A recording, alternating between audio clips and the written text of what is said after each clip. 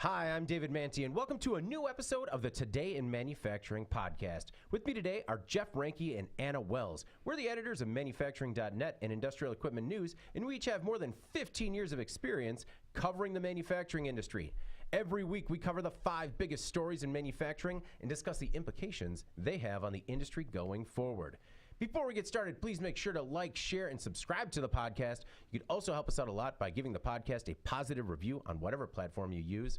Finally, if you want to email the podcast, you can reach me, Jeff, or Anna at David, Jeff, or Anna at IEN.com with email the podcast in the subject line. We're also live every Thursday at around 1:30, so subscribe to us on YouTube at IEN Magazine to get a notification.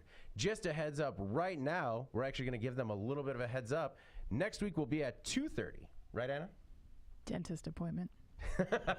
Sorry about that, guys. No, but rightfully so. Those dentist appointments you book like 6 to 8 months in advance, and then they send you the text message 2 days before. Yeah. Like, yeah, you're going to be here, right? You can't change that now. It's too late. You're in. No, your cleaning is in the next quarter. Yeah. If you do. Podcast's getting pushed back. Jeff, how you doing this week? Good. Got the last piece of pecan pie from the Thanksgiving leftovers coming in, so hopefully I can ride that sugar high all the way through. Whoa! Man. Pre-podcast pecan pie? Absolutely. I didn't get a pecan pie this year, and for the first year I've considered trying to make one because I need it. So I would have shared some if I knew that's what you're at. Is the dirty plate still around? No. Licked clean. Oh man. Well, before we get started with our first story this week, we have a word from our sponsor. How are manufacturers using augmented reality? Join me and Mike Bradford, Marketing Director of Dassault Systems, to discuss this emerging technology and how it fits into the manufacturing industry. Mike, how are manufacturers using AR? Typically, there are 2 major ways they're using AR. One is in assembly assistance, particularly in complex assembly environments or where there's a lot of variation in product, and in quality in the manufacturing process to make sure that proper quality checks are done and that the results are correct and acceptable. Mike, I'm looking forward to our discussion. Click the link below to join us for how manufacturers are using augmented reality in this new video podcast.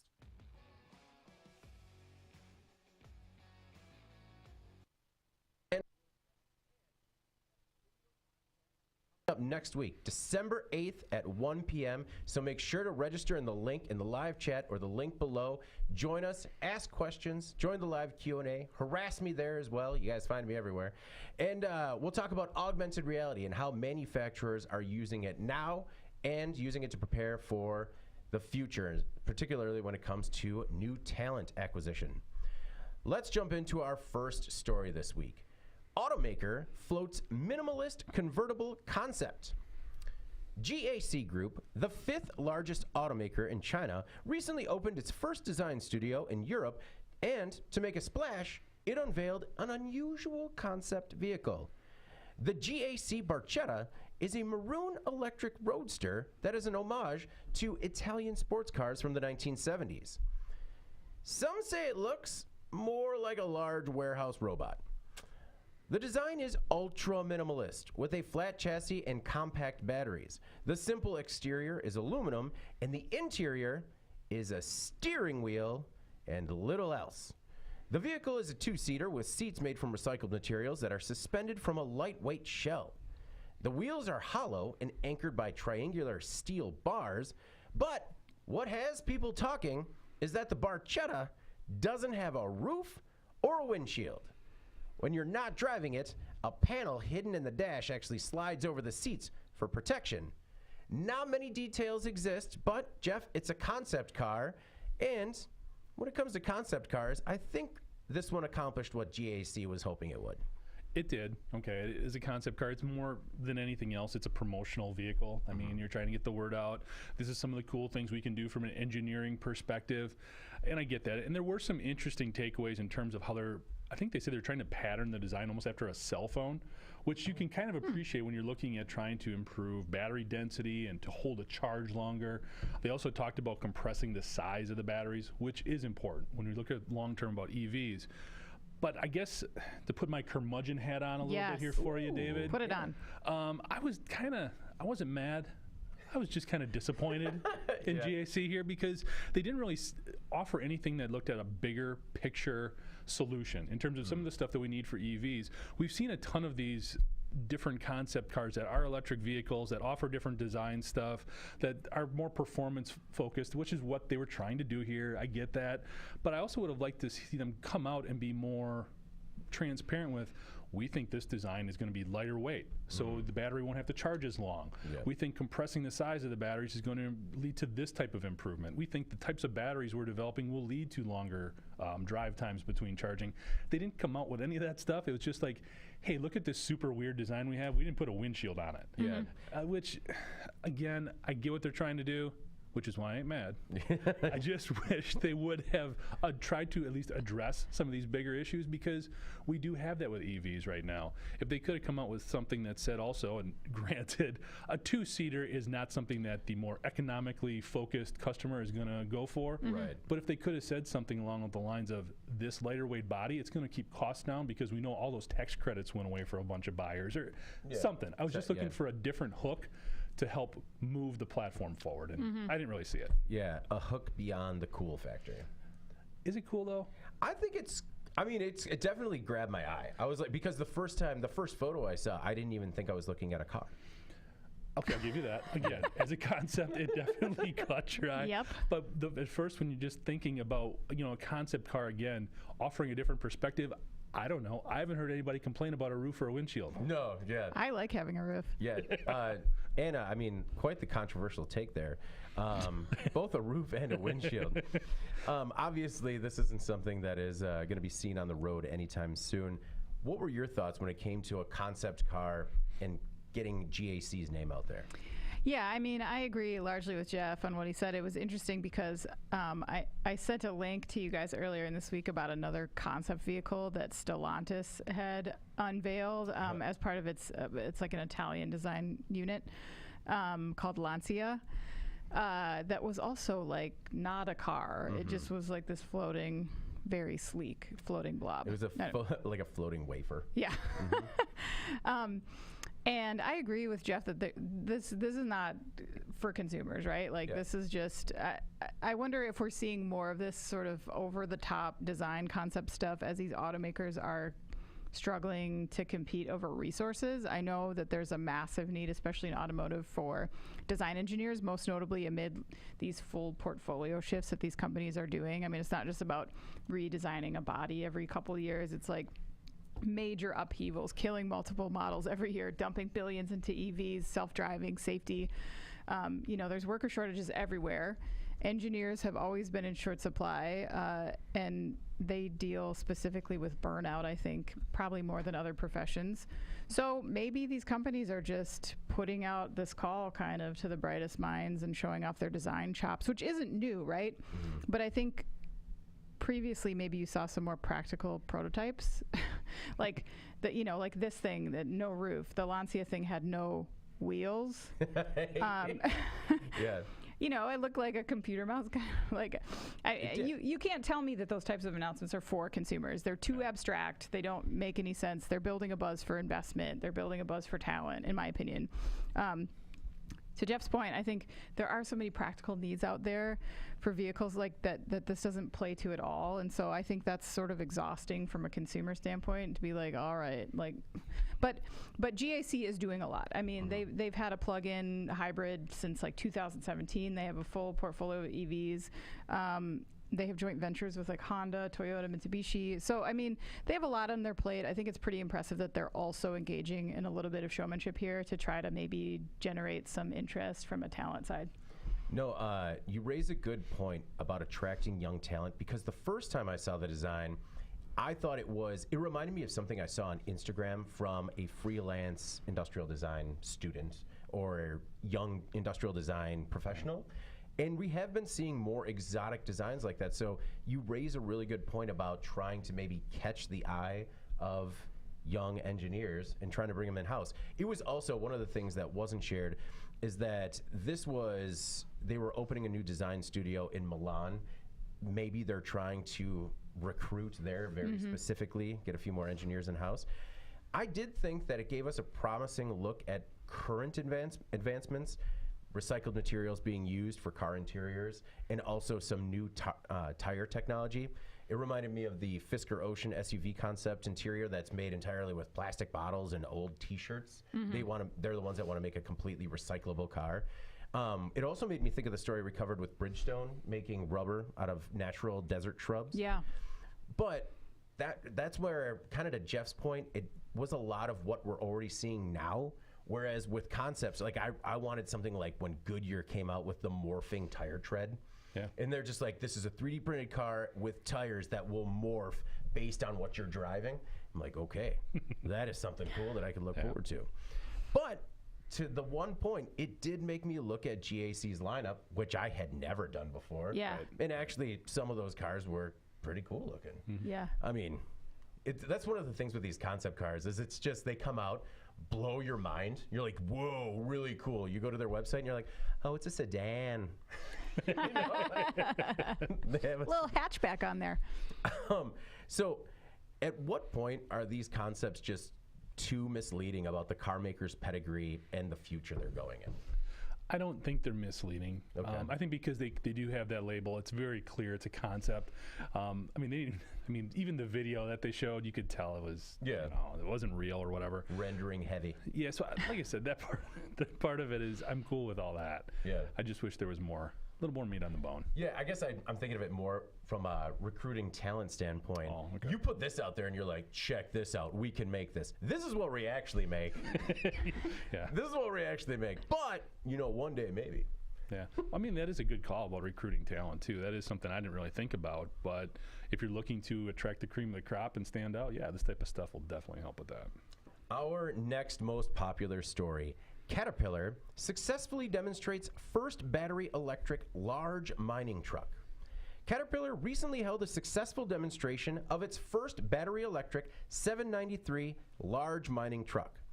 The company developed the prototype with support from key mining companies like BHP, Newmont, Rio Tinto, Attaboy. and Tech Resources Limited.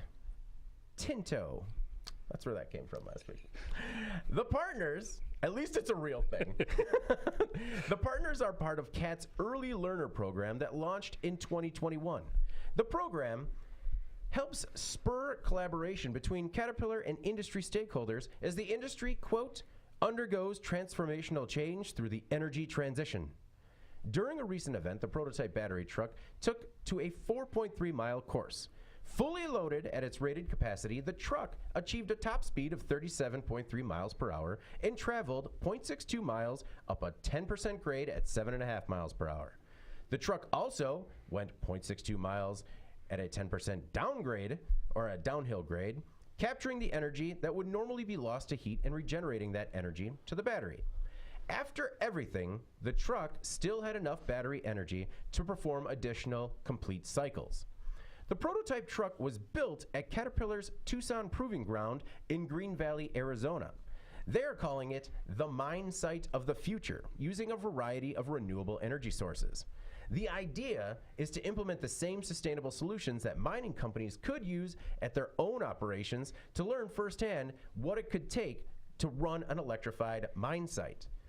Anna, I was surprised by a number of things with this story. One, I mean, I get that it's CAT, and anything CAT is normally in our top 5.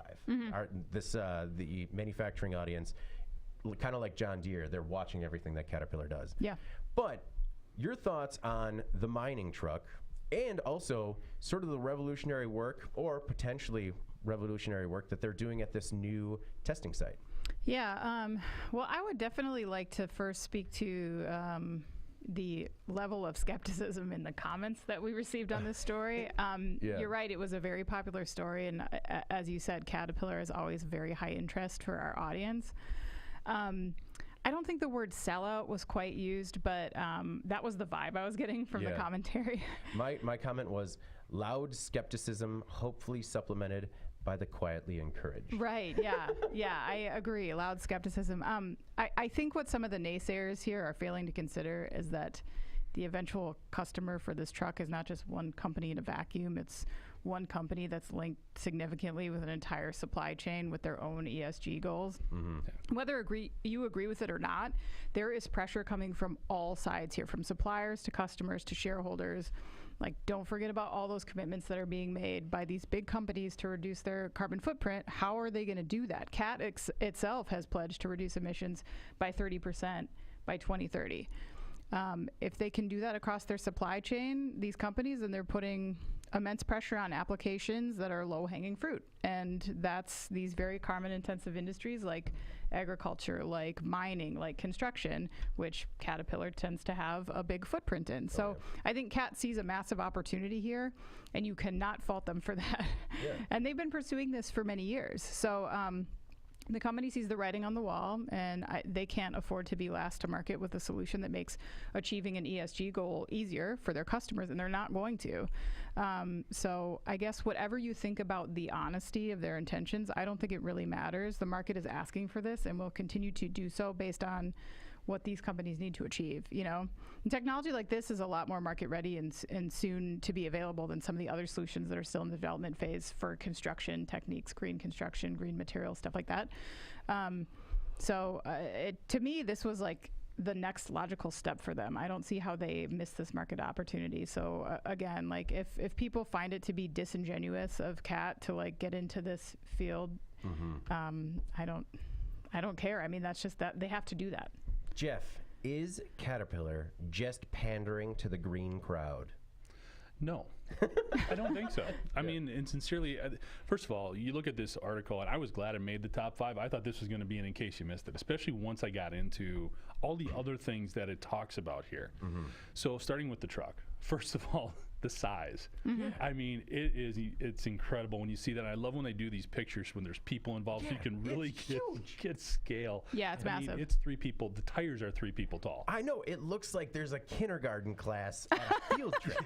These are adults. Kneeling. Yeah. Or something. Yeah, it's a massive. So the thing, when I first saw this, I was kind of like, okay, great. Because whenever we talk about these huge electric vehicles, they're still plugging into something to power the batteries. So at a mining site, they're either plugging into the grid. If you're looking at a grid, you're still looking at 60 to 70% of that coming from coal or another fossil fuel.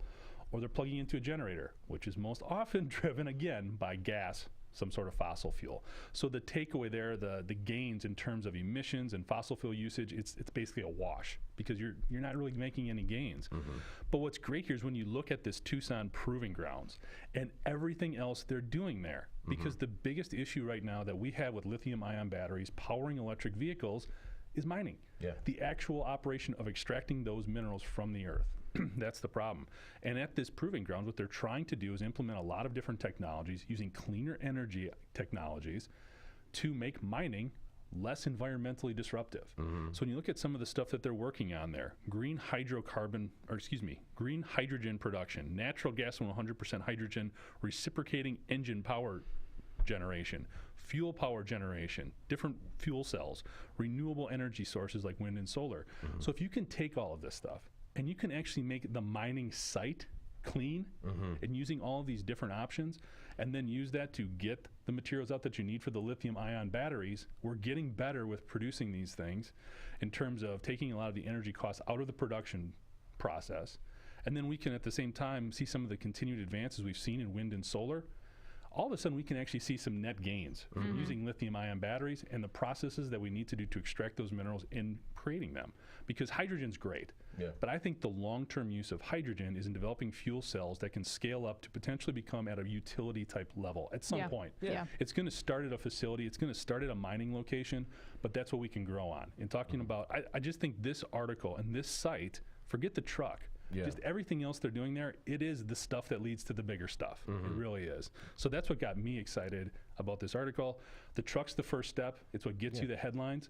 The other thing that was cool is we're talking about Caterpillar, we're talking about Rio Tinto, some of these other big mining operations, and that's where we need to come from. Because we can talk about, you know, the Biden administration and governments getting involved and incentives and all that. No, it's going to come from companies figuring stuff out on their own without all that governance or accountability or whatever you want to call it. Yeah, to Anna's points, it's market driven right now. What I liked, and I had all the future tech that they have on site being very promising as well. what I liked is that they're not just picking one winner. You know, they're not just doing solar, they're not just doing wind, they're not just doing green hydrogen production, they're not just doing 100% hydrogen reciprocating engine power generation, which I looked up and I still don't understand.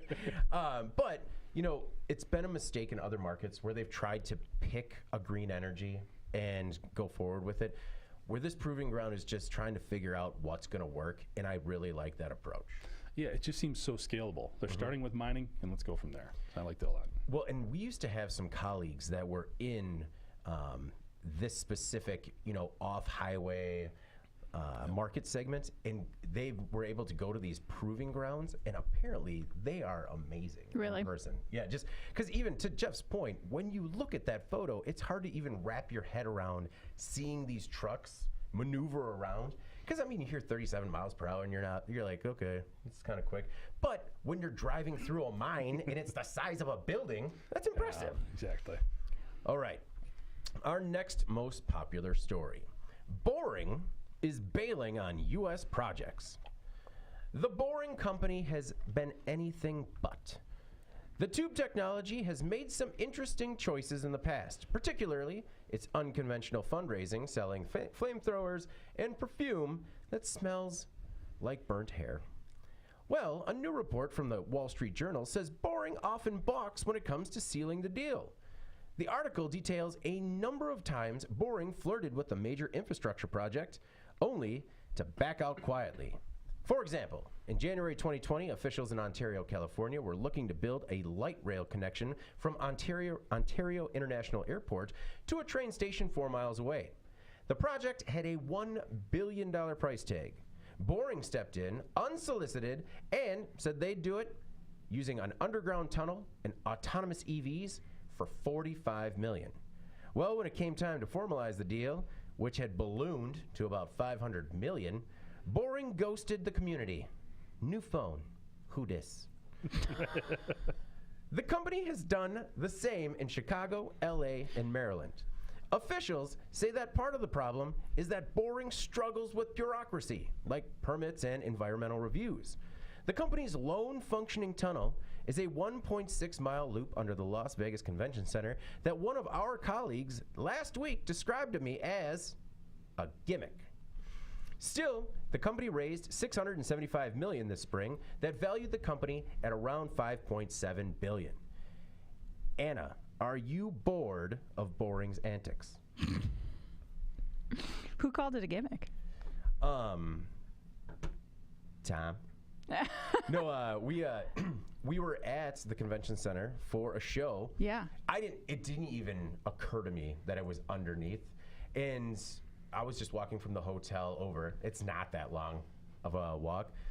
He went into the tunnel where you have drivers in cars that take you from like the south end of the tunnel to the north end where we were. And you know, it seems also like a very claustrophobic experience because they make a tunnel, but it's just enough to get that car through. And I don't know, it was when I asked for an honest opinion of it, he just said gimmick. It's a good gimmick. Yeah. Yeah, I'll get to Boring in a minute, but I just want to kick off with this. And I've said this before, but Elon Musk's public-facing persona is having real, tangible impact on his companies. Mm-hmm. And the brand damage that I read about recently had to do with Tesla and how Tesla's net favorability rating has plummeted since November. Oh, wow. And it has reached net unfavorable for the first time, and apparently it's a culmination of like slower trends downward over the past 2 years. Maybe brash predictions, autopilot drama, recalls, whatever. But then I think the Twitter thing now. Yeah. But anyway, let's get back to Boring. It was actually a much larger, not just a soft. Yeah, it's relevant to what I want to say about this specific situation. I think the origins of the company sound a little capricious now looking back. And I think the Twitter situation has people a little bit at least questioning Elon Musk's business acumen. So what comes next for this company? I don't know. You talk about these problems with due diligence, the paperwork, mm-hmm. the granularity of infrastructure. And the track record thus far suggests to me that boring is a cool idea in concept, but fails in execution. Not to mention the concept itself failed, I think, already in concept, because it was supposed to be kind of a different thing, right? It was supposed to involve Hyperloop and all that stuff. And now it's just like a below ground highway. Yeah. I don't know if this makes a difference enough to be tangible, like, and outweigh the costs, the safety risks, all that stuff. To me, it's more and more evidence indicating that some of these Musk ventures are just really cool on paper and maybe aren't as practical as we want to believe. And when you look at like the Elizabeth Holmes and the Sam Bankman-Frieds and the Adam Newmans of the world, I think we also have evidence of a problem with venture capital and a lack of due diligence there. And if you have a very enigmatic or charismatic business leader, they will get handed a stack of cash. And sometimes they wind up out of their league very quickly. And I believe that is what is happening with Boring Company. I don't think that he is qualified to be doing these infrastructure projects. Clearly, there's a problem there in the follow-through, and I just think maybe it's just not working. Yeah. And unfortunately, it's not just an Elon Musk problem. It is a problem, in my opinion, with venture capital, because to me, this was never a good idea. Yeah. And people just went with it because Elon Musk. See, for me, I did, he said he was going to buy a tunnel boring machine and start digging. And then at the time, it seemed like a publicity stunt, but then he actually did it. And I bought in. I still somewhat buy in, but I also admit that maybe I fell for the hype, because I do think we do have a problem with transportation that needs to be solved. And Jeff will probably talk about supply chain implications as well, because we got a problem with supply chain. And I do believe that maybe this underground infrastructure could be a cure for some of those problems. But I do think that when it comes to the bureaucratic red tape, some suggested on the website to just cut the red tape, right? Help with the environmental studies, but it seems to be more like they have this mentality of a frustrated child. I want to do this project, I want to do it for this much, and we're going to do it exactly like this.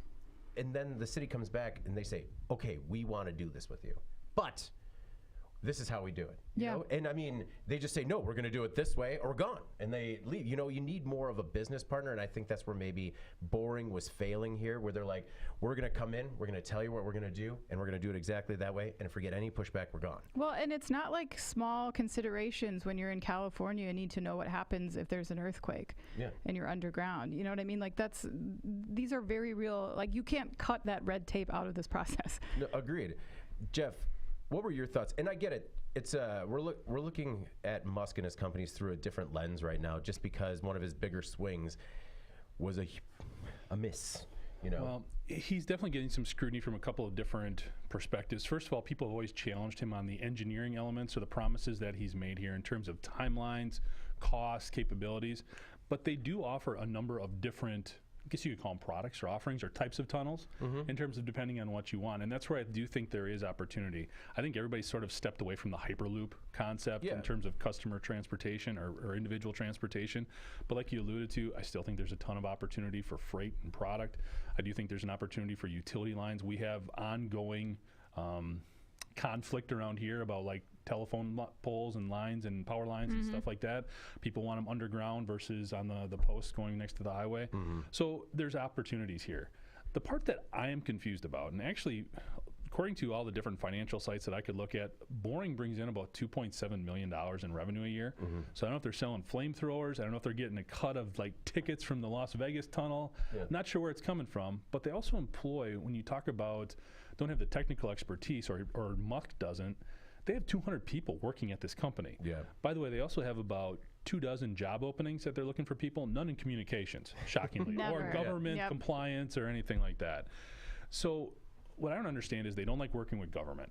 Okay, that's obvious. But if you are going to get into this situation, that should have been obvious beforehand. Yeah, the Boring Company doesn't exist outside of the government. You don't fix infrastructure. I mean, but I guess I can understand why they would think that way, because they did it with aerospace.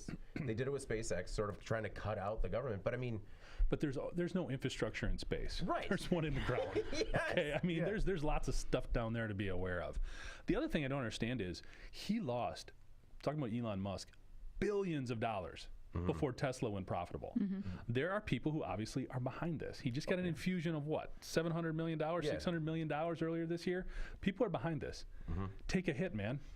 I mean, do one of these projects. If you're sold on it and you think you can do this, do one of these projects, take a $500 million loss, because if it works out, guess what? They're going to be lining up to do these. So take the loss like you did with Tesla. It's still going to be a fraction of the money you lost before. And if it doesn't work, cut bait and move on. Because right now there's a lot of SpaceX employees who are very frustrated by the fact that he's borrowing money from SpaceX and Tesla to support Boeing, or Boring, excuse me. Not the Boeing company. Not Boeing, This is the Boring company, to support Boring and the 200 plus employees there. So, like I said, apply the same principle. You were not afraid to lose money on Tesla. Lose a fraction of it here. Do something. Have a proof of concept, and if it doesn't work, get out. I mean, and they did the same thing with SpaceX because they saw the opportunity. I mean, infrastructure projects right now are the cost balloon to almost insurmountable amounts, and then the infrastructure projects rarely go through. I mean, they walked away when it became a $500 million project, but that's still down from $1 billion. You know, that's still a cost savings that if you could realize that for other communities would be quite the carrot.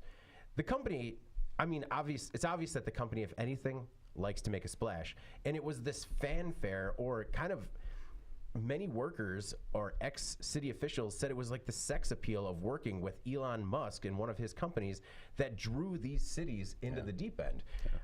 And so you just need to ride that wave. And I think you're right, Jeff. I think you need to take a risk and do something a little bit more complicated than, you know, Teslas with Uber drivers underneath the convention center. Right. If we are like stacking highways on top of each other forever until we die, is that what we're doing? Like, I feel like this could be done in a better way. That's my opinion. Agreed. Well, it's, you know, once you're on that third or fourth level of elevated highway, you're just like, I don't see the ground anymore, and I'm not comfortable. Yeah, I'm on top of the Earth's core right now, driving. I will be.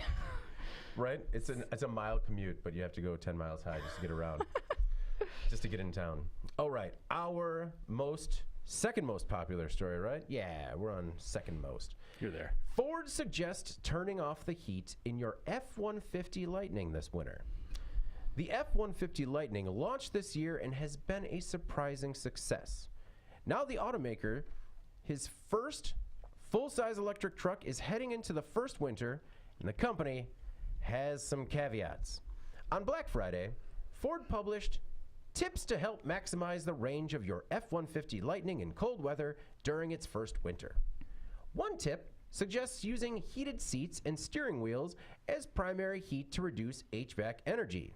That's right, they said use your heated seats and steering wheels, not the heat in the car.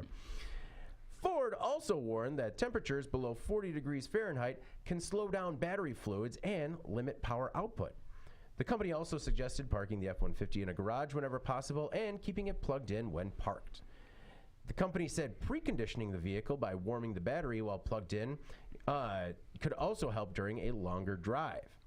The Ford F-150 has an estimated range of 320 miles and can be used as a backup battery source for up to 3 days. Jeff, just as long as the temperature isn't below 40 degrees. Yeah, I guess when I, looked at the video and read through the information, I didn't feel like this was that big of a deal, what they were putting out here, because any piece of equipment, when you put it in cold weather, it's not going to be as efficient. Like, that's kind of common sense. All of this stuff would apply to an internal combustion engine as well. So it just becomes a bigger dynamic for good reason. Obviously, when you're talking about a battery and there's still that little bit of paranoia or problem solution issue in the back of people's minds in terms of, I'm going to run out of charge. I don't have enough power to get where I want to go.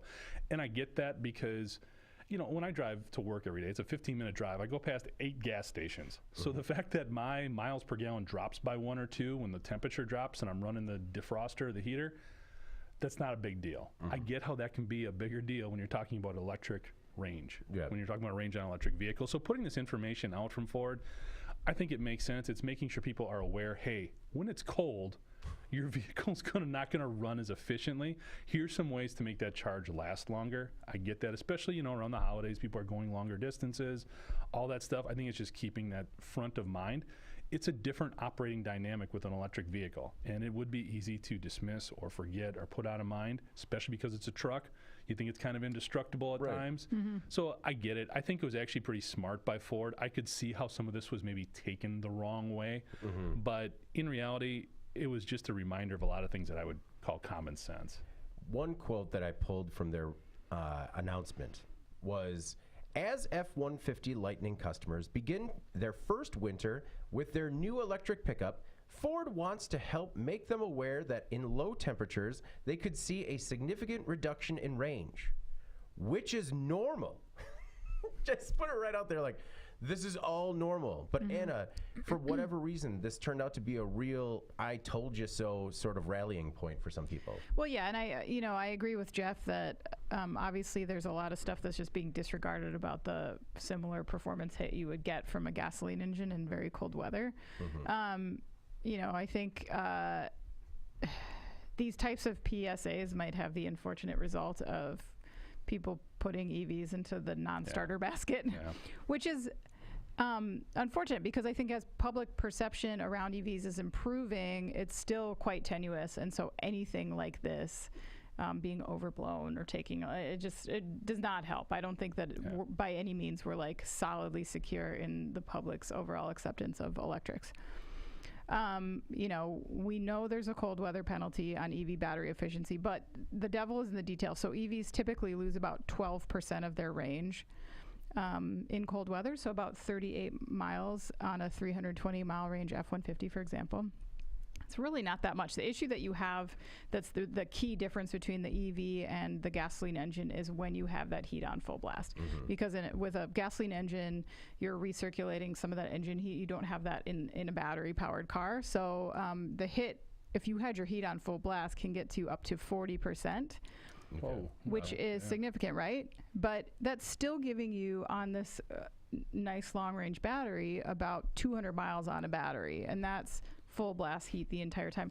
That's still a decent range, I would say, for considering that most people drive like 40-30 miles per day, right? So for most people, this is not going to be a problem. They can run their heat and they can still get to and from, no big deal. But to your point, like if you're a contractor and you're driving all over the place in a day, it's something that you need to consider. And all they're saying is, be prepared, understand what you're dealing with, because you might not get that 320, right? So, I agree that using my seat warmer as a heater in my car, that would be my worst nightmare in the Midwest. Like, it's freezing in your car, Well, and it's also, I don't use the seat warmers because that gives me a false sense of how warm the car is. And then I remember there are two very small, delicate bodies in the back seats that need the warmth. I'm going to need a little bit more than seat warmers and a steering wheel warmer to keep the kids warm. Yeah. Oh, for sure. Yeah. And so I guess the problem is, like, I don't see this improving market perception. And you wonder how the automakers and the battery makers will be adjusting to this reality, because to date, I think the number of EV purchases in more like mild temperate climates, it's just, there's been a lot more there versus like in the heart of the Midwest. There's just not as many EVs being sold here. That's a fact. I do think that there has to be some effort towards whatever systematic development has to be made to kind of make this work better. Because if you tell people that your battery is going to be only 60% effective if you live in Chicago, then I think that takes it out of commission for a lot of people. So, and I am very much pro EV, and I live in Wisconsin, which is very cold in the winter.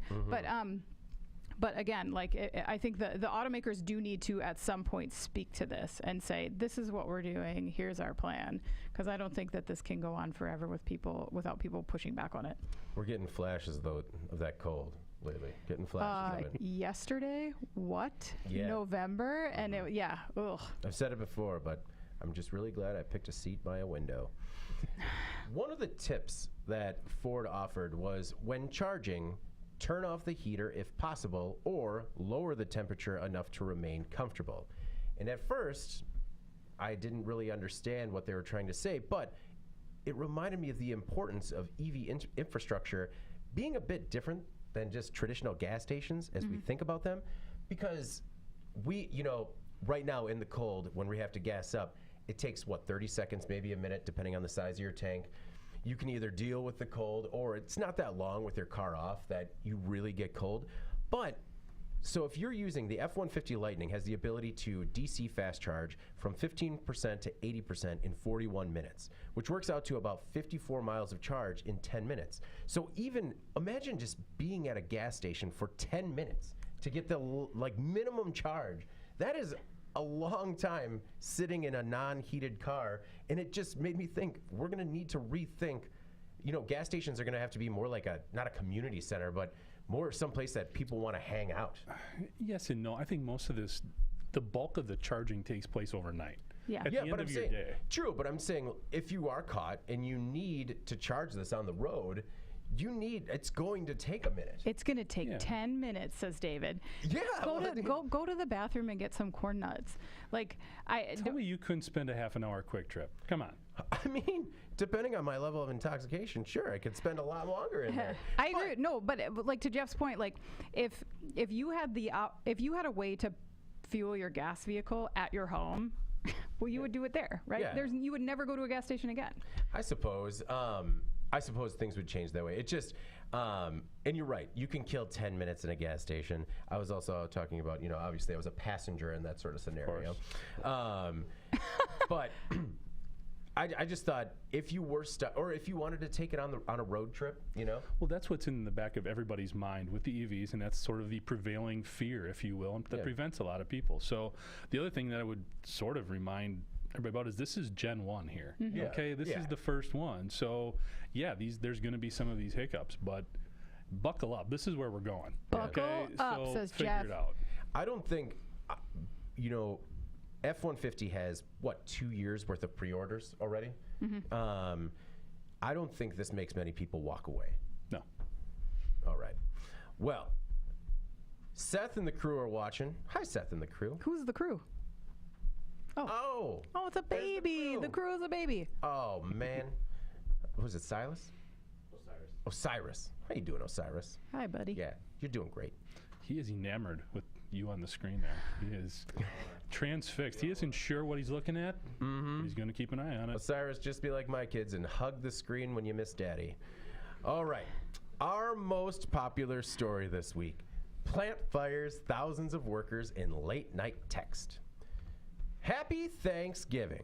2 days before the holiday, some 2,700 workers at United Furniture Industries in Mississippi received a text or email from their employer. They were terminated, effective immediately. The company said that quote, due to unforeseen business circumstances, it was forced to terminate all of its employees. Within days, employees filed a class action lawsuit for potential WARN Act violations, which says that companies need to give a 60-day heads up for mass firings. If this isn't possible, the workers are said to be owed 60 days of severance pay. However, United Furniture told workers that all employment and benefits would be immediately terminated with no provision from COBRA. The company has had a rough year. 270 workers lost their jobs when the company closed a plant in North Carolina, and another 220 were cut previously in Mississippi. Anna, this is just a terrible start to a holiday week, and it really disrupted many families in the area. Ugh, and I just really struggle to understand how it ever came down to this, where in the middle of the night, you're telling people not to come to work the next day. Like, things are so dire, you can't even pay them one more day, so some executive or manager could stand there and look them in the eye and tell them that they're losing their jobs. They're just like super gutless and sad and terrible in every way. And what's strange here was, to me, it was a pretty clear-cut case of WARN Act violation, and they did it in such a way that it was very unlikely that they would not be called on it, because it was so heartless and weird that obviously it got some media attention. Workers themselves didn't expect it, so people were very upset, and lawyers are just kind of waiting for this sort of thing to be like, hey, I got you. Who was the second email from, right? Exactly. Like, people were prepared for this, right? So secondly, like, not only will they be obligated to pay 60 days of pay and benefits if they're found in violation, but the class action lawsuit plaintiffs could also be awarded their legal fees. The defendant can be required to pay penalties every single day of the violation until they pay up. That said, I was struck when I saw that the words unforeseen business circumstances were used here, because these exact words can be used by a business as a defense for violating the terms of the WARN Act. So it was certainly not accidental that they used those words specifically. There are a few defenses for businesses that can potentially result in an exemption from compliance with this. One is if an employer can prove that unforeseen business circumstances led to their abrupt layoffs and that they were not reasonably foreseeable. So according to the law firm Claire Harrison Harvey Brandsburg, Nice. in order for a business to claim this exemption, the employer must show that the circumstances were sudden, dramatic, unexpected, and outside of the employer's control. And to be honest, if you look at the layoffs throughout the year for them, I think it might be a tall order for them to prove that they could not see this coming. Yeah, the only defense was the quote from one worker that I saw where he had mentioned they were investing. You know, it seemed like things were ramping up, so he was really blindsided when this happened. How does the WARN Act come into play if the company, because the company is expected to either file for Chapter 7 or Chapter 11 bankruptcy, how does the WARN Act play into that? I mean, if they file Chapter 7, are they kind of off the hook on anything? I don't know how that works, but I do know that obviously if these provisions did not exist, then it would be very difficult for employees to move on from these types of circumstances. So If they go Chapter 7, that means they're liquidating everything to pay off their creditors. If there's a pending lawsuit against them or a judgment against them, that becomes one of the creditors that gets a piece of whatever is there to split up. yeah. So it would depend. It probably would not be the equivalent of 6 months pay and everything else. Or but 60 days. Yeah. I'm sorry, 60 days. So do you think they're rolling the dice on that? Like with the thought that maybe they're not going to... I think they're lazy. I mean, to be honest, I don't know how else to say it. Like, I think they just took, what is the way we can just be done with this as quickly as possible and just kind of see what happens. And I think that's what they did. And what's weird is this company's been through a real interesting 5 years. In the last 5 years, first of all, they made an acquisition of the Lane Furniture brand, which is what they go to market under, if anybody's familiar with that. A couple of years ago, they had a huge turnover at the top of the company in terms of some C-level turnover. They got rid of like 5 guys, replaced them with 1. Yeah. It was kind of a unique situation. The other thing is when you look at this marketplace, with sort of textiles in general and furniture in particular, in 2020, everybody had a bad year, right? But also everybody was trapped at home, so they wanted all this furniture because they're like, we're going to be here, let's order some stuff. Created this huge back order within the industry. If you tried to get any furniture during that time, you understand what was going on there. So there was all this pent-up demand.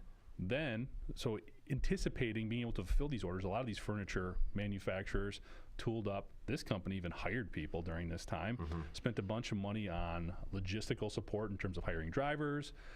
And then they realized, man, we've got all this stuff, all these orders, we can't get it out. Like, we have labor issues, we've got higher gas prices.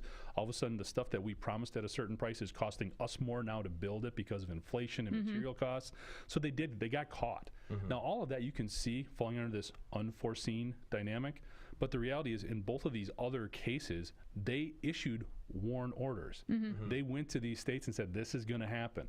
So the fact that they didn't do it here sooner, again, I just think they're being lazy. And I wish it was more dynamic or more complex than that, but that's what it feels like. Yeah. The other thing that's interesting here is when we looked at the textile market, that was one of those that we thought would really benefit from a lot of these reshoring efforts, bringing people closer to the market. The reality is it's been more of a nearshoring thing. There's a lot of furniture and textile facilities now being built in Central America to still leverage a lot of that lower cost labor. And you can see here it's really impacting the American manufacturing pretty dramatically. I also did see a couple of cool stories for some of the area or some of the local manufacturers in these areas reaching out to these workers. Oh, that's now, it's not 2,000 jobs, but it's a dozen here, it's 30 there. So there hopefully is some support. You know, one of the spokespeople for one of these surrounding companies said, hey, we're neighbors, we're in the same business, let's see what we can do to help. Now, again, when you've got 500 people losing their job and you've got 12 openings, that's not great, but it's something. And it's a proactive approach that was cool to see. I I guess I hope it was maybe lazy. I hope that they were up to 0 hour, and that's why the text came just before midnight. And I hope that they were sitting there in an office trying to crunch numbers and just figured, we can't have one more day. You know, we can't do one more day. I don't know, but that's just me being optimistic. It was probably, they probably figured out, hey, if we send this out around midnight, we're not going to take as much flack because people are going to see it at all different times and we can kind of put out fires as needed. Well, see, I think it's weird though too, because one of the things they mentioned was all of the on-the-road drivers that were, everyone was out there at the time. Yeah. They had tons of trucks out there with inventory. If you get ahead of this a little bit, you make sure everything stops going out, right? So you don't have that logistical nightmare to deal with as well. I think they had one driver who tried to make off with a truckload of stuff. It was.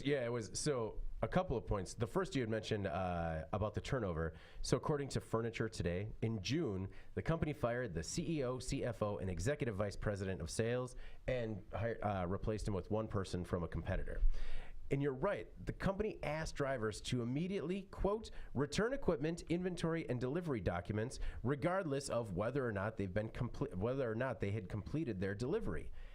And first of all, I think, right, I'm going to bring it back. Like you just said, you're not paying me anything. I know where I'm going to park this.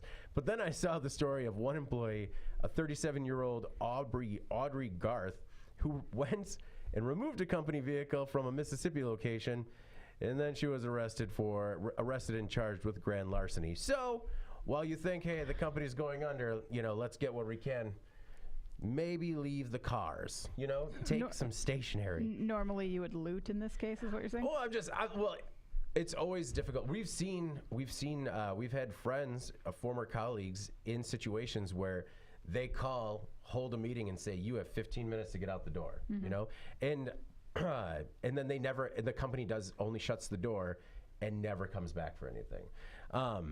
But the other part was people couldn't even collect their belongings.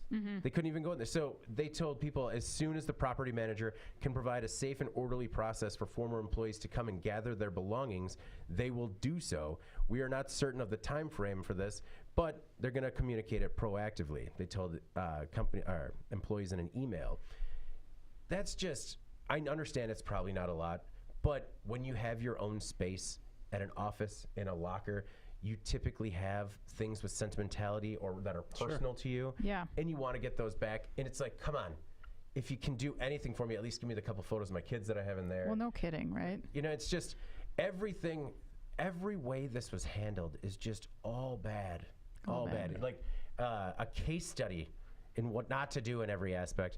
And I guess, Jeff, you're right. The silver lining is that at least it looks like some of these people will hopefully land on their feet with other people in the area looking for manufacturing labor. All right. Well, before we move on to In Case You Missed It, we have another word from our sponsor. How are manufacturers using augmented reality? Join me and Mike Bradford, Marketing Director of Dassault Systems, to discuss this emerging technology and how it fits into the manufacturing industry. Mike, how are manufacturers using AR? Typically, there are two major ways they're using AR. One is in assembly assistance, particularly in complex assembly environments or where there's a lot of variation in product, and in quality in the manufacturing process to make sure that proper quality checks are done and that the results are correct and acceptable. Mike, I'm looking forward to our discussion. Click the link below to join us for how manufacturers are using augmented reality in this new video podcast.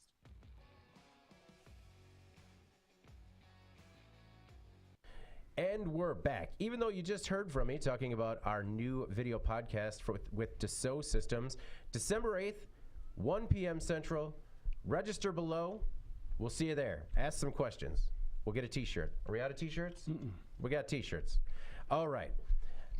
In case you missed it this week, one of the stories that maybe wasn't as popular but could still stand to make a big impact on the industry going forward, I chose a story from Hyundai.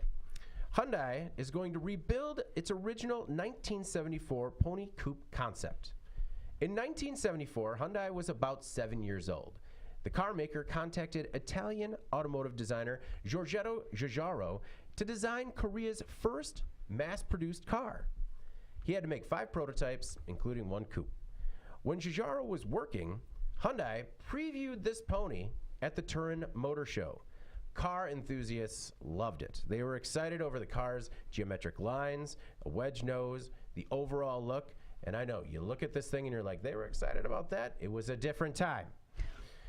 The pony was going to be sold in North American and European markets and was about to enter mass production in 1981 when the recession killed the project. Well, this week, Hyundai announced a new project to rebuild the 1974 Pony Coupe concept, and they hired GFG Style to do the work. GFG is a design studio or design firm that was founded by Giorgetto and his son Fabrizio Giugiaro. And that's just a cool and sweet story. The new pony will debut next spring, and if this thing looks familiar, it's because the old Pony Coupe concept was the source of inspiration when Giorgetto worked on the DeLorean DMC-12 in the early 80s. Oh, man. There were a lot of people online just chirping over, stolen, I've seen it before, this is a DeLorean, stolen. And I was just like, actually, this came first by the same guy. And then, you know, you can understand if he borrowed a little bit for the DeLorean, you know, they kill your baby, you want to bring it back. I don't know if either of you guys had a chance to look at this.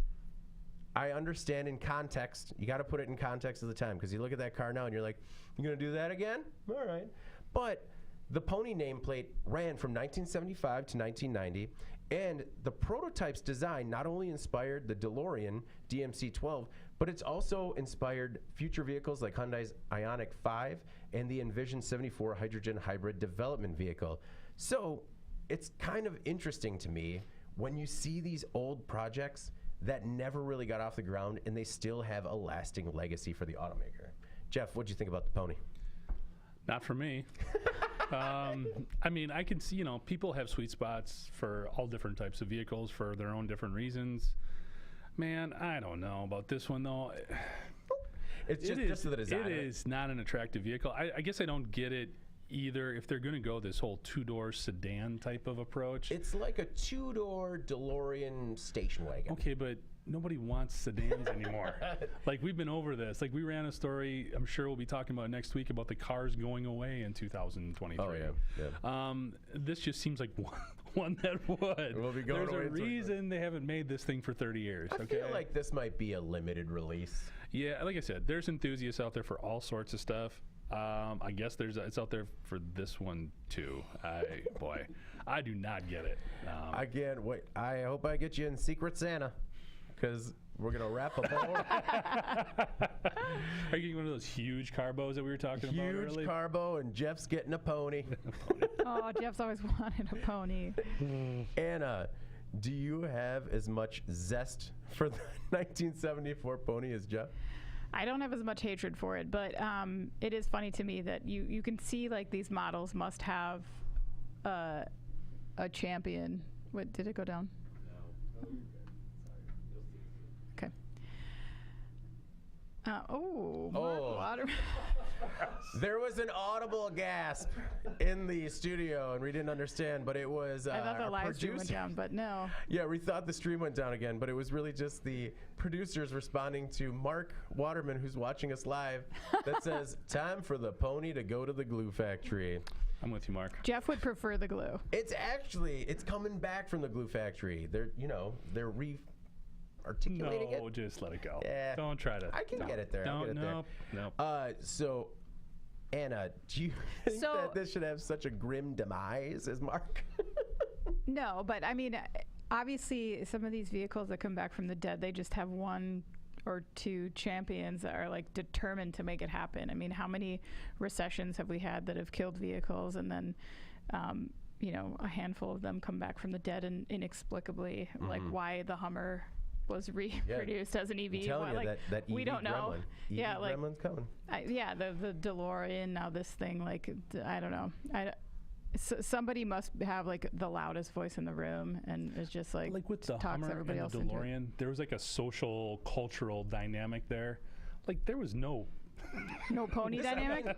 The pony's got a loose tie. They could probably really play on the loose ties to the DeLorean. Maybe they saw some of the fanfare around that and thought they could tap into it. Maybe the pony will be an EV because we talked about it weeks ago, but I see like a real niche there for these exotic dead brands to come back as an EV and have a small audience, depending on what the automaker is looking to accomplish. I like that as their tagline, pony.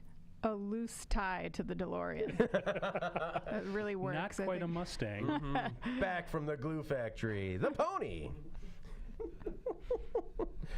So maybe not as many people on, but I'm not going to buy it. But I just thought it was also every once in a while you get to see a story where a person gets to finish a project.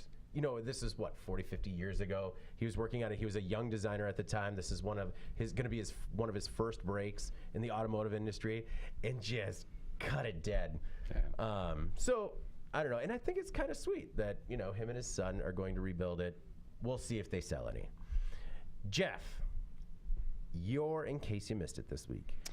Yeah, I picked this one. The headline really caught my eyes for a number of reasons. But mine was a story on San Francisco allowing police to deploy lethal robots.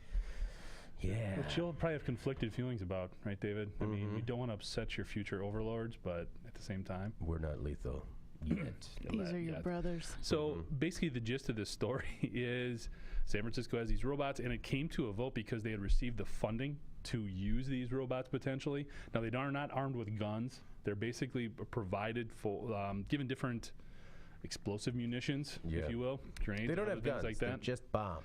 Yeah, they're basically robotic bombs that police are allowed to use in extreme situations where it can save, avoid putting police officers in bad situations, basically. Caught my eye for a couple different reasons because we've seen this come up in different municipalities. New York said no. We've seen in some countries for border control that these have been utilized, and there they actually do have guns.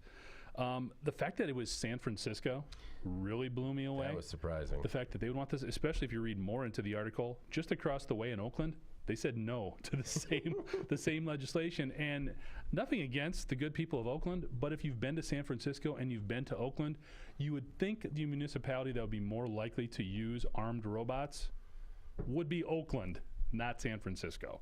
So it was surprising there, and it's caused a lot of debate. The big thing is, again, it will be up to law enforcement to determine when they can use these to potentially scale down a threat. Yeah. It's interesting to me because they seem to get around it by saying it's a lethal robot, but it's still piloted by a human. Yeah. And I think it's a slippery slope.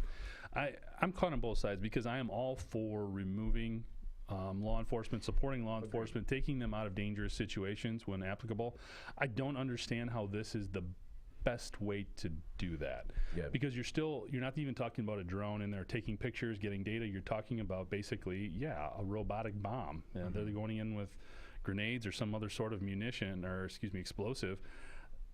So again, I mean, and I don't think they're looking at just like throwing smoke so the SWAT team can get in there or something else. They're lethal. I mean, that's what it's lethal force. So it's an odd one, and like I said, if they can get this passed in San Francisco, there's got to be other advocates for this technology and this approach to law enforcement that have just got to be, kind of licking their lips, ready to go, because there's definitely some less liberal-minded municipalities out there that might embrace this, and it could just really lead to a different application for robotics and a different approach to a lot of law enforcement agencies. So it opens the door to some things that I could see becoming problems down the road.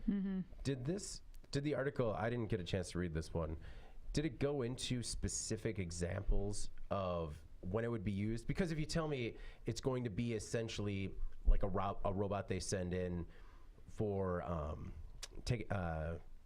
bomb disposal, and you told me that you needed these sort of lethal capabilities for that, I understand that, I can make that connection more. But did they say anything about what types of applications they would be used in? Yeah, nothing specifically. I think reading between the lines, I think you're looking at situations where unfortunately, we're seeing a lot more situations where gunmen are taking control of facilities. There's not necessarily anybody in there, but they're either in their home, they're in a school, they're in someplace else. So you could, as opposed to trying to snipe them or storm the building, so to speak, you could send this in to take them out. Okay. So it did use one example of, so the first time a robot was used to deliver explosives in the U.S. was back in 2016 in Dallas, when an armed robot killed a sniper that had ambushed and killed 5 other people, or 5 police officers. So I don't know. It's You could find an application for all this stuff. yeah. It's trusting the individuals in charge to make sure they understand the right time to use it. And then that is always going to be up for debate, which Yeah. is why this opens up a bunch of doors that, boy, you have to be careful. And the other thing is, you would hate for some of these applications to sort of take down the whole technology. You know, we talk a lot about with electric vehicles, and it's not apples to apples, I understand that, but we want to educate people about these are the things that take away from the battery's ability to perform at its highest level, but that also feeds into some of these concerns about electric vehicles. Well, if we're worried about employing robots in other areas where they can be helpful from a law enforcement perspective, but this is the example that gets the most headlines, that can put the damper on a lot of other funding that we could use for military and law enforcement, robotics, drones, that would be more useful and could not necessarily in this same context. Anna, what were your thoughts on the use of lethal robots? Yeah, I mean, I think you guys have all said it. It's alarming to consider if this were to be misused. And I know that the militarization of police is something that's sort of a contentious issue. To Jeff's point, if there's technology involved in a robot that could enter a situation like that with an active shooter and also scan the area, know that there's no one there, identify, who you need to identify and keep a person out of danger, that's one thing. But again, you'd hate to see this misused, and then what are the results of that? So I know it's one of those things where it's like you want to believe that it would be helpful, but it is hard to believe that it could or would not be misused. Yeah, sometimes when it's the thing that's going to lead to the thing, you need to consider what that next thing might be, and then, determine whether or not it's of a greater good. Anna, what was your In Case You Missed It this week? All right, my In Case You Missed It is about Canoo, which is a... You really held the 2 O's. Canoo. Yeah.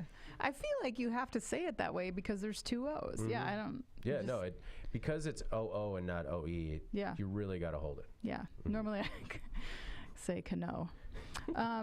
So Canoo is an auto startup, as you know.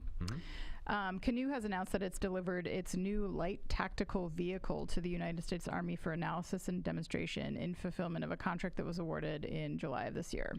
So the LTV is engineered for extreme environments and includes stealth configurations. It's designed to be durable with a focus on safety, and incorporates carbon Kevlar for strength without adding weight. As with all Canoo vehicles, the LTV is designed for passenger ergonomics, taking body motion and height into consideration, as well as multitask components. So it can be converted from a flatbed to a pickup and back, a cargo vehicle, all that stuff. It's very convertible. It can carry lots of stuff, tactical equipment, anything that's required in the field. It's, I think, a pretty cool development for a startup like Canoo, where we weren't exactly sure where they were going to go. They were very, at the outset, they were talking about logistics capabilities. They were talking about recreation type applications for this, which, they still may explore in other areas. But for this to be used for a military purpose is kind of cool, especially because it's a newer company. My concern, of course, is with field maintenance, and obviously this is built on a proprietary platform. I don't know in the field if people are going to know how to repair it if there's an issue. So that was the first thing I thought of there. But we'll see. Hopefully the training part of this is a long period, so they can figure that out. And if they can, then I think it's some of these newer to market automakers who aren't afraid to take some risks can really do some cool stuff from a design perspective. They're not worried as much about the consumer market, and so I think there's a lot of opportunity there for, as we've seen all these automakers pop up in the last few years, some of the ways that they can sort of diversify. But I'm interested to see what this can do. We've talked about Canoo on both sides because when it was a new automaker without any partnerships, it didn't look good. And Right, it wasn't yeah. Canoo. Canoo was the one that all the executives walked out on, right? Yeah. Okay. Then they signed the deal with Walmart, and it looked like, Walmart bought 4,500 vehicles, and we're like, okay, that's how, you get a fleet deal in there. That's how you might be able to offer a consumer product at some point. I was excited by this story because it seemed like another deal that could give Canoo a little bit of design and development road as they're trying to make some of those more recreational vehicles that, to be honest, all of us kind of laughed at the first time we saw, a little bit more design and development time to become a reality. Jeff, were you as optimistic, or is this Canoo a one and done here for the Army? Yeah, this is not going to go. Number one, first of all, they're going to have to do something about all that glass. Yeah. That is not tactical. Okay, you don't want to be that wide open, so they're going to need to do something with those windows and that windshield. So that's number one right there. The other thing is, because it's for an analysis and demonstration to potentially fulfill a contract, I think this maybe gives Canoo a little bit of time to raise some more funds, get some more private equity, get some more venture capital in there, to see if they can make this a go. When we talked about them this summer, I kind of felt like they were on their last leg. The Walmart thing did the same thing. It gave them some time and some breath, and maybe that'll be the route they end up going. I could be way off on this, but when I look at it, I just don't see it filling a military need long term. I think the stuff that they got coming from Oshkosh and some other people like that just fit the need better. Anna brought up the maintenance perspective. I think that's something that all facets of society, including the military, are going to have to understand better. It brings up an interesting point with the electric vehicle transition in terms of a different type of training for technicians and people who can fix and repair. For sure. So it'll be interesting to see where this one goes. And the thing is, I'm not rooting against Canoo. Yeah. I'm just being honest. When I look at it, it does not look like, in its current state, this would work. If they're looking at taking this platform and they see some things that they like about the design, okay, maybe. But it's not going to look like the Canoo you get off the street or you can buy commercially when it goes to the Army. They're going to test it, Jeff. Just give it some time to test. It looks less like a flatbed truck than kind of a bulky Gator. Do you kind of feel like, though, this had to be the last place they wanted to put this vehicle? Like, the way they were promoting it, it's like, get in the outdoors. It sort of had a little bit of a hippie vibe to it. Oh, it did. It was like a family room on wheels. Yeah. Just everyone hang out. I liked that thing, by the way. I think you're misremembering. Oh, okay. The laughter was not coming from me. Oh, okay. I just, it was a EV startup, so I just figured it was, universally panned. No, I was just saying, Canoo! And giving it a high five. Yeah, so I think there was somebody in the offices at Canoo going, I guess we'll go to the Army if we have to do the military, I guess. Is this, they answered an RFP and they said yes, and they're like, whoa. What do you mean? Yeah, maybe. Do you the intern put in the paperwork just on a... Do you think that's really glass? Well, it's see-through, is my point. Oh, gotcha. Okay, because it is going to and that was their thing, like with the other ones too. Like the roof is see-through. Yeah. It's all transparent. So they're going to need to do some things there. They have stealth configurations, Jeff. Don't worry about it. All right, you've made me. I've done a complete 180 on All this. right, good. I am on board now. I knew it. Their stealth configuration is that it's all glass, and people are just going to be so shocked. Like, interesting. Why though? I can see all 8 people in there very clearly, and what they're hauling. Well, before we get out of here this week, let's do our final thoughts. Anna, what is your final thought this week? All right, so I mentioned last week that I was reading a book about time travel by accident, and I finished it over the weekend, and I have to say that even though I've had a long-standing problem with time travel, even Back to the Future, so don't even ask.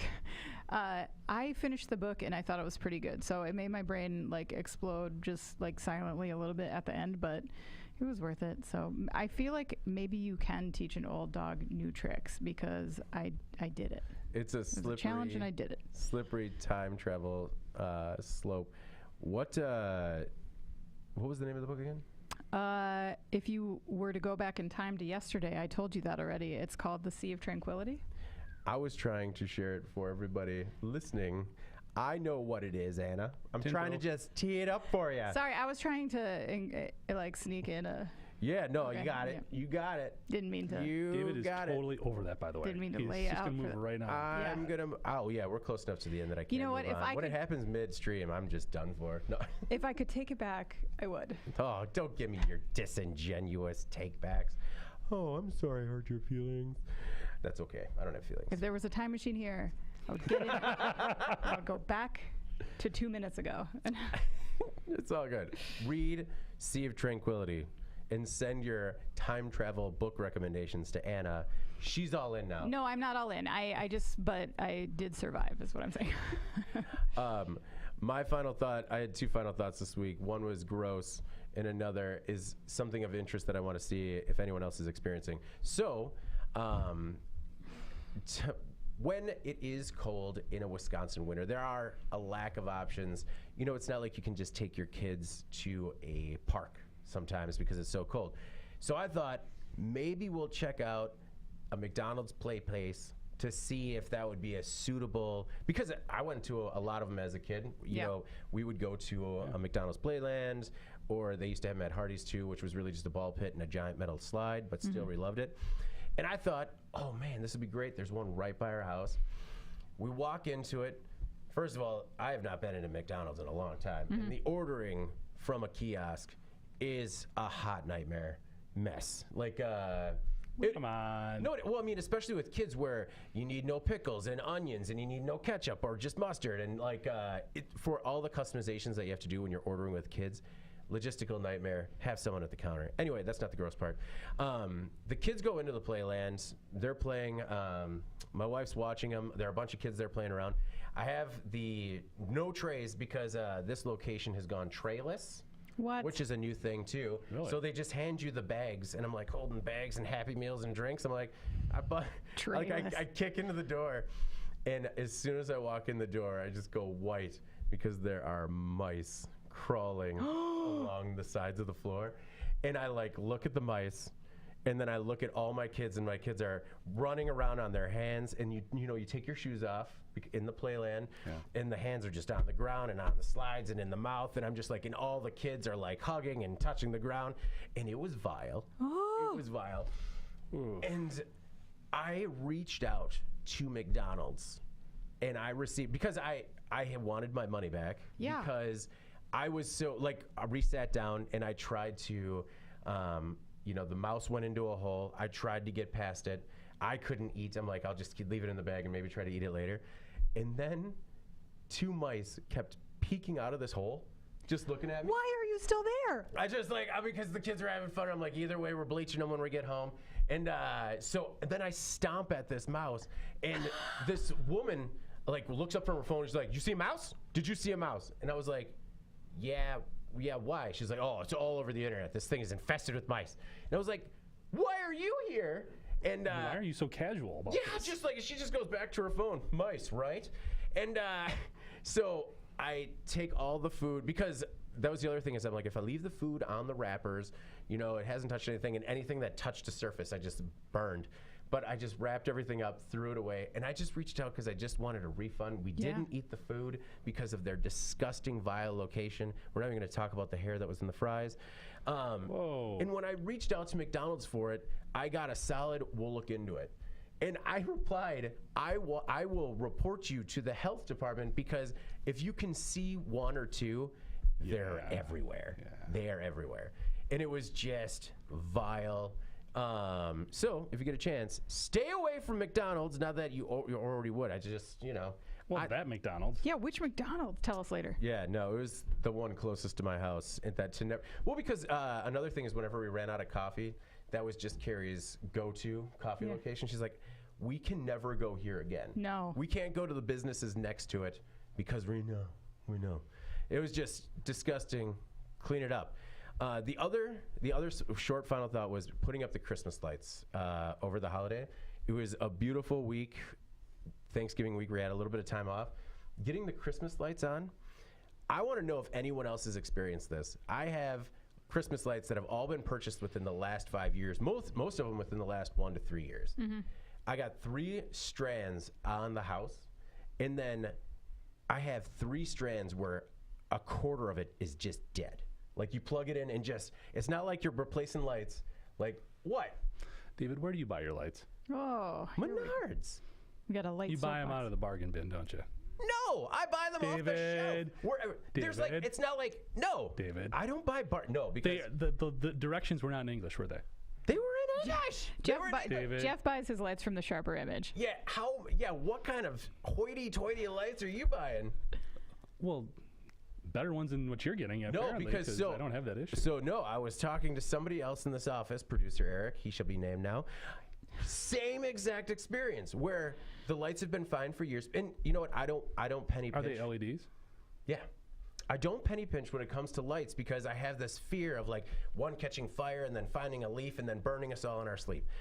We all have our anxieties. But I feel like if at least 2 people in our small office are experiencing this has to be something that, you know, there's a batch of bad lights out there. It's widespread. And Okay, but this you can't fault me for jumping to that. That is a little bit of your MO. Buying the Black Friday 99 cent lights. Yeah. I mean, I'll take a chance on a bargain from time to time, but mostly From that's, time to time. but mostly that's if I like if it's so exotic, I can't believe it exists, and I'm like, I can't believe they made this. I need one. You know, Christmas lights. That's something where, especially redo the icicle lights, and I want them. They all have to be the same length, and you got to buy them all from the same manufacturer, so that way they match, Right. and you can daisy chain them together. But I was just, and now we have half a house that's lit, and just every day it's like a reminder. Because it's been so cold, I haven't put up the rest of the lights, and it's just like, we're gonna only have half a house with lights this year, isn't it? I'm like, I'm gonna get up there, but it's just, you know, it's cold. You know, it gets dark earlier. Your voice just got so high. I know. This is uncomfortable.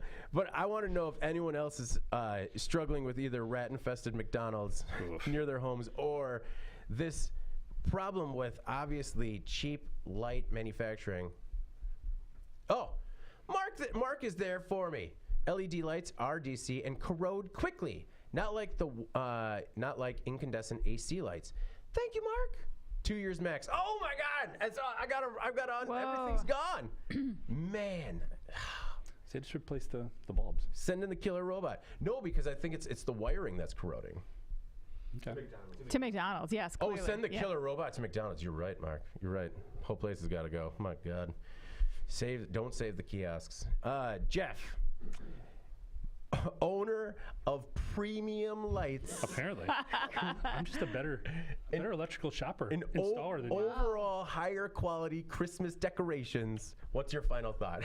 Apparently. Buy better lights. Never ate mouse. See you next week. Never ate mouse McDonald's is what it sounds like. Gross. I'm just like, they ruined the one thing of like fast food that held true, is that the McDonald's fry was the best, and it's just gone forever now. Yeah. That Ugh. took the kids to the playground a lot during Yeah. winter. It was a go-to. Oh, it was just. Anyway, it's It's gone. just the one. It's gone. Yeah, it's just yours. But I mean, Just there yours. aren't a lot of play places anymore. It's just. I'll have to go to some Chicago oasis. Come to Middleton. There's Yeah. one in Middleton? Yeah. It's a nice one. Okay. Yeah. We'll take the trek. No mice. We'll see. Yeah. Fingers crossed. What do you got for us, Jeff? I'm going to go right to the polling question. I just can't top either one of those things you brought up. I don't think so. Sorry. So last week the question was, which of the following tech companies' former employees would you be most interested in targeting? We had some good feedback. Some of the usual suspects chimed in here. Jeff, his thought was to take the folks from Microsoft. He said experienced people from any of the companies would have skills that could translate to our organization. He's not familiar with some of them, but he does see some opportunities there. So that was Jeff. I'm going with Microsoft. Ralph chimed in. He said Amazon. He said the data mining would be helpful in our industry as we are in a mature segment, and sometimes that type of skill set is difficult to come by. And the question was based off of the story last week. Which of these recently laid off employees from these companies would you prefer to have at your facility? Yeah, because we had one of the vehicle manufacturers, I think it was Land Rover, Jaguar, reaching out specifically targeting laid off individuals from tech companies. The last comment here was from Larry. He was with the majority of folks who said, I don't want any of them. Give me a tech school grad. Yeah. He felt that all of these company employees have been so indoctrinated into the culture of those companies that he'd rather start from scratch and show employees how to do it right. So That's a that good was the point. prevailing thought. So appreciate everybody chiming in. David, your friend Chris also had some input. Chris? Well, yeah. He said, Larry was there just earlier. relax. Larry's just there for us. calm down. What do you got, Chris? You all right? Yeah. You ready? I'm fine. He said, maybe if we tried enticing them with cowboy candy. No, not you, Dave. Chris. Are you Chris? I am Are not you Chris. answering the survey I am as not Chris. You can email him right there. Chris. So, Mr. Cowboy Candy. Chris, my cowboy candy. What's his last name? Tell it to me. Where's his house? No. Gonna put some bad lights up on his house for Christmas? Yeah, I'll ship you some new Christmas lights, like new. So do we have a new polling question this week? We do, David. Imagine that. Let's transition right away from Chris. Ooh. All right. So, looking at the stories from this week, my question is this. Long term, which of the following do you feel has the biggest potential upside or the ability to have the most significant positive impact going forward? You know, we talked about GAC's Barchetta concept car, Caterpillar's Tucson Proving Ground, just the Boring Company in general. Do they have some potential bigger upsides there? The armed robots for police officers, Canoo's tactical vehicle, and I have to throw this one in there, the new pony. New pony. Landslide pony. winner right there. So which of those do you believe could just have some real upside in terms of contribution to their industry or be one of those things that leads to the thing? Come this time next year, we're all going to be in ponies. Ponies? I'm calling it now. Yep, Yeah. we're going to be pony strong in this office. You say so. Fit with your cowboy candy routine. That's right. I'm going to eat my morning cowboy candy in my your pony pony. on my way to work. Nice. Yeah, we'll debate Nice. whether or not the chaps are coming, but definitely Yeah. the hat. All right. Before we get out of here, please make sure to like, share, and subscribe to the podcast. You can also help us out a lot by leaving the podcast a positive review on whatever platform you use. If you want to email the podcast, you can reach any of us at Jeff, David, or Anna at in.com with email the podcast in the subject line. You can also subscribe to our daily and weekly newsletters to make sure you get the podcast delivered to your inbox first. Also, make sure to subscribe to @IEN Magazine on YouTube and join us live every Thursday. It's going to be at 2:30 next week, so we'll see you at 2:30 next Thursday. For Jeff Ranke and Anna Wells, I'm David Manti. This is the Today in Manufacturing podcast, and we'll see you next week.